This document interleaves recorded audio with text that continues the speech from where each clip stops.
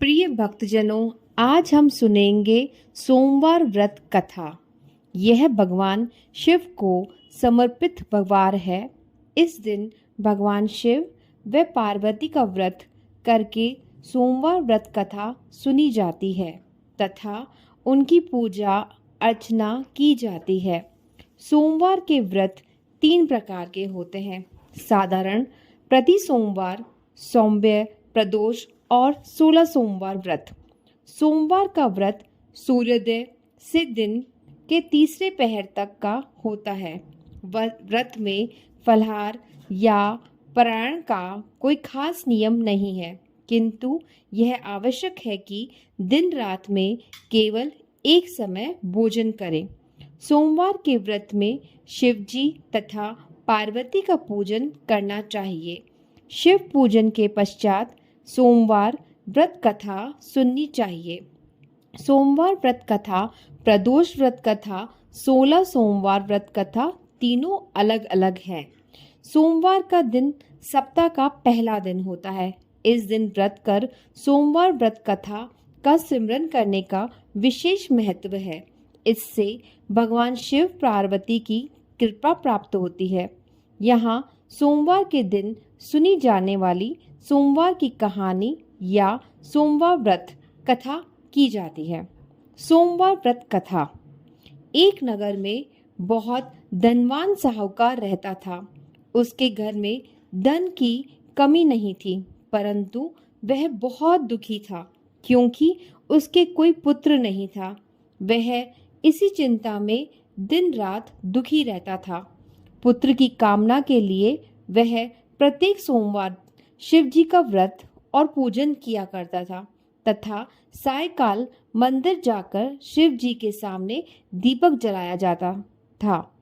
उसके इस भक्ति भाव को देखकर एक समय माता पार्वती ने शिव जी महाराज से कहा, हे नाथ, यह साहूकार आपका अनन्य भक्त है। सदैव आपका व्रत और पूजन बड़ी श्रद्धा से करता है। आपको इसकी मनोकामना पूर्ण करनी चाहिए। शिवजी ने कहा, हे पार्वती, यह संसार क्रम क्षेत्र है। जैसे किसान खेत में जैसा बीज बोता है वैसी ही फसल काटता है, इसी तरह मनुष्य संसार में जैसा कर्म करते हैं वैसा ही फल भोगते हैं। माता पार्वती ने अत्यंत आग्रह से कहा, हे प्रभु, यह आपका अनन्य भक्त है और अगर इसको किसी प्रकार का दुख है तो उसे आपको अवश्य दूर करना चाहिए।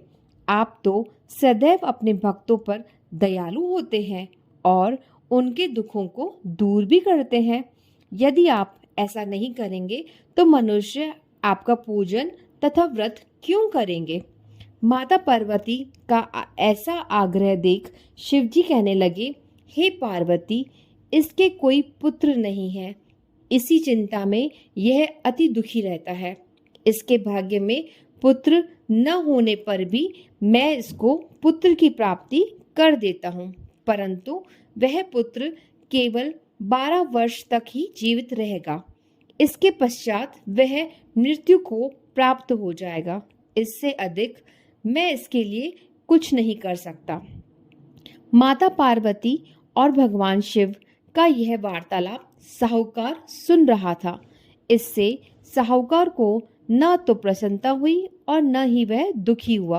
वह पूर्व की तरह शिवजी का व्रत और पूजन करता रहा।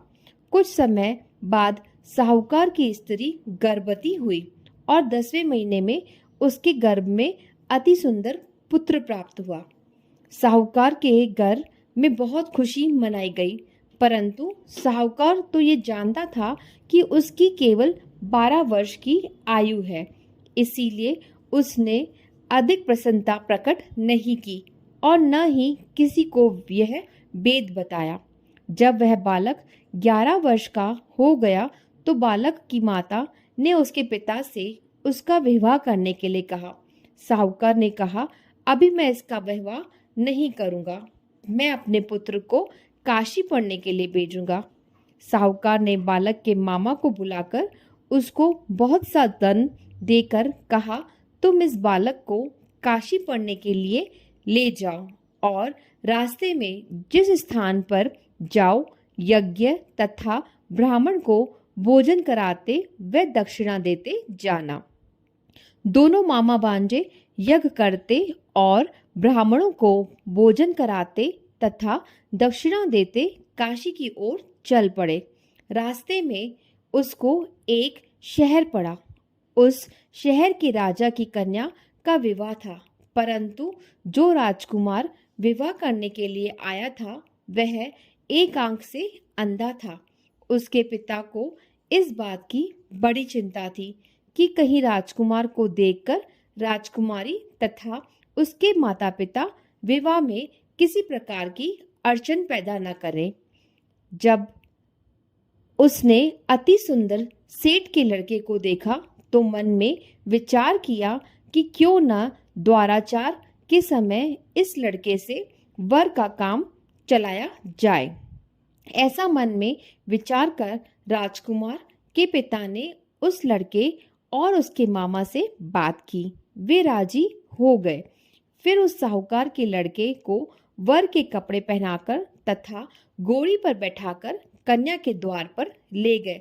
सभी कार्य प्रसन्नता से पूर्ण हो गया।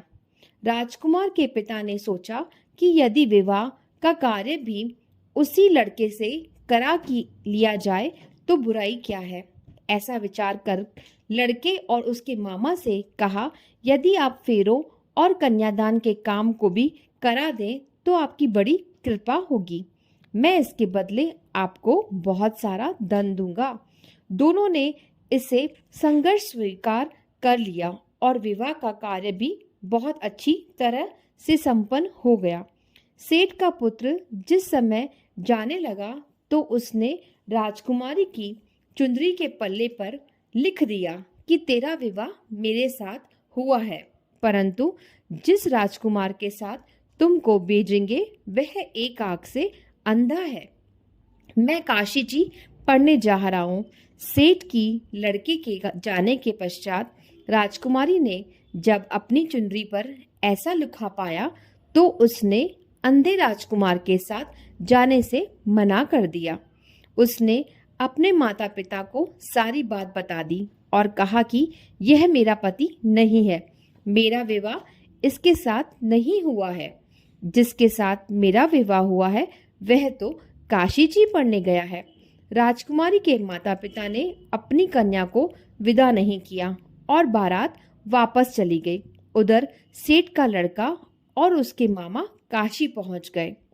वहां जाकर उन्होंने यज्ञ कराना और लड़के ने पढ़ना शुरू किया। जिस दिन लड़के की आयु 12 वर्ष की हुई उस दिन उन्होंने यज्ञ रचा रखा था। लड़के ने अपने मामा से कहा, मामा जी आज मेरी तबीयत कुछ ठीक नहीं है। मामा ने कहा, अंदर जाकर सो जाओ। लड़का अंदर जाकर सो गया और थोड़ी देर में उसके प्राण निकल गए। जब उसके मामा ने आकर देखा कि उसका भांजा मृत पड़ा है तो उसको बड़ा दुख हुआ और उसने सोचा कि अगर मैं भी रोना पीटना मचा दूंगा तो यज्ञ का कार्य अधूरा रह जाएगा। अतः उसने जल्दी से यज्ञ का कार्य समाप्त कर ब्राह्मणों के जाने के बाद रोना पीटना शुरू कर दिया। संयोगवश उसी दिन शिव पार्वती उधर से जा रहे थे। जब उसने जोर जोर से रोने की आवाज सुनी तो पार्वती जी कहने लगी, हे नाथ, कोई दुखिया रो रहा है, इसके कष्ट को दूर कीजिए।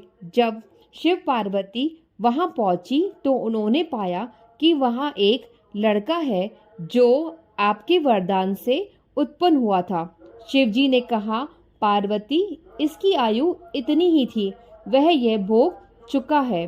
पार्वती जी ने कहा, हे नाथ, इस बालक को और आयु दो, नहीं तो इसके माता पिता तड़प तड़प कर मर जाएंगे। माता पार्वती के बार बार आग्रह करने पर शिवजी ने उनको जीवित का वरदान दिया। शिवजी की कृपा से वह लड़का जीवित हो गया।